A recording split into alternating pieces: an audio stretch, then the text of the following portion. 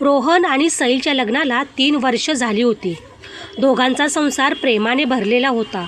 आर्थिक परिस्थिती फार चांगली नव्हती, पण एकमेकांच्या साथीने ते प्रत्येक संकटावर मात करत होते. आता त्यांच्या आयुष्यात एक नवीन आनंद येणार होता. सई 9 महिन्याची गरोदर होती. दररोज रात्री दोघं आपल्या होणाऱ्या बाळाबद्दल स्वप्न रंगवायचे. रोहन, जर मुलगी झाली तर तिचं नाव काय ठेवायचं? सई हसत विचारायची.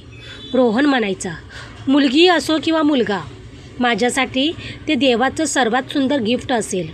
दोघं हसायचे आणि भविष्याची स्वप्न पाहत झोपायचे. एका दिवशी ऑफिसमध्ये असताना रोहनला अचानक सईचा फोन आला. रोहन, लवकर ये, मला खूप त्रास होतोय. रोहन काहीही न बोलता ऑफिसमधून धावत बाहेर पडला. घरी पोहोचल्यावर त्याने सईला गाडीत बसवलं आणि हॉस्पिटलकडे निघाला. हॉस्पिटलमध्ये डॉक्टरांनी तपासणी केली आणि गंभीर चेहऱ्याने सांगितलं, बाळाची स्थिती ठीक नाही, तातडीने ऑपरेशन करावं लागेल. हे ऐकून रोहनच्या पायाखालची जमीनच सरकली. सईने त्याचा हात हातात घेतला. घाबरू नकोस, देव आपल्यासोबत आहे. सईला ऑपरेशन थिएटरमध्ये नेलं. रोहन बाहेर देवाचं नाव घेत बसला होता. त्याचवेळी त्याच्या मोबाईलवर अनोळखी नंबरवरून फोन आला. तुम्ही रोहन बोलताय का? हो, मी सिटी हॉस्पिटलमधून बोलतोय. अन्वी नावाच्या मुलीचा अपघात झाला आहे. तिच्या मोबाईलमध्ये तुमचा नंबर इमर्जन्सी कॉन्टॅक्ट म्हणून सेव्ह आहे. रोहनच्या हातातून मोबाईल निसटायची वेळ आली. अन्वी? कॉलेजमध्ये त्याच्यावर जीवापाड प्रेम करणारी मुलगी. दोघांनी एकत्र आयुष्य जगायची स्वप्न पाहिली होती, पण घरच्या परिस्थितीमुळे त्यांचं नातं तुटलं. त्यानंतर त्यांनी कधीच एकमेकांना भेटलं नव्हतं. आज अचानक तिचा अपघात. रोहन काही क्षण विचारात पडला, पण त्याच्यासमोर ऑपरेशन थिएटरचा लाल दिवा लागलेला होता. आधी माझी पत्नी, तो मनाशी म्हणाला. तो देवळात जाऊन शांत बसला. देवा, एका बाजूला माझी पत्नी आणि बाळ, दुसऱ्या बाजूला माझी जुनी मैत्रीण, दोघांनाही वाचव. 2 तास गेले. प्रत्येक मिनिट रोहनला युगासारखं वाटत होतं. अचानक ऑपरेशन थिएटरचा दरवाजा उघडला. डॉक्टर हसत बाहेर आले. अभिनंदन, तुम्हाला गोंडस मुलगी झाली आहे. आई आणि बाळ दोघंही सुरक्षित आहेत. रोहनच्या डोळ्यात आनंदाश्रू आले. त्याने आपल्या मुलीला पहिल्यांदा हातात घेतलं. तेवढ्यात दुसऱ्या हॉस्पिटलमधून पुन्हा फोन आला. अन्वीला शुद्ध आली आहे. ती शेवटची तुम्हाला भेटू इच्छिते. रोहन सईची परवानगी घेऊन दुसऱ्या हॉस्पिटलमध्ये गेला. अन्वी ICUमध्ये होती. डोक्यावर ऑपरेशन झाल्यामुळे मोठी पट्टी बांधलेली होती. तिच्या चेहऱ्यावर वेदना होत्या, पण रोहनला पाहून ती हलकंसं हसली. तू आलास? रोहनचे डोळे पाणावले. हे सगळं कसं झालं?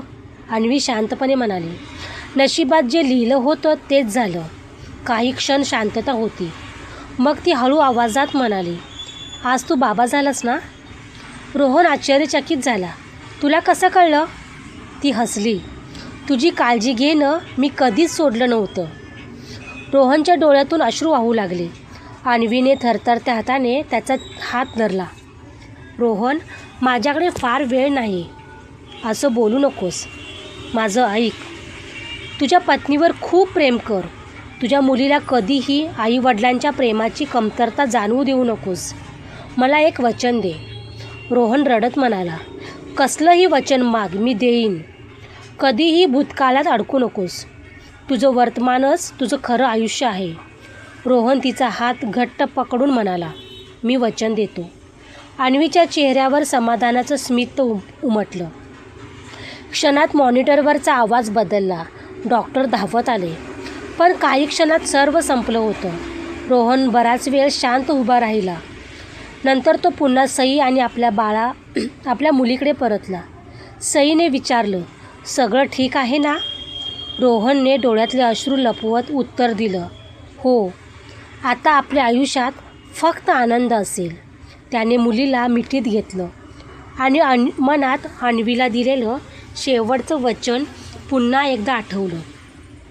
5 वर्षानंतर रोहनची मुलगी शाळेत जाऊ लागली. एका दिवशी ती विचारते, बाबा, वचन म्हणजे काय? रोहन हसला. वचन म्हणजे कोणाचं मन जपण्यासाठी दिलेला शब्द आणि तो आयुष्यभर पाळणं. त्या दिवशी तो मुलीला घेऊन अन्वीच्या समाधीपाशी गेला. फुलं अर्पण करून तो हळूच म्हणाला, अन्वी, मी दिलेलं वचन आजही पाळतो आहे. माझ्या कुटुंबाला मी कधीच एकटं सोडणार नाही. आकाशात हलका वारा वाहत होता. जणू अन्वीचं स्मित त्या वाऱ्यासोबत त्याच्यापर्यंत पोहोचलं होतं. धन्यवाद.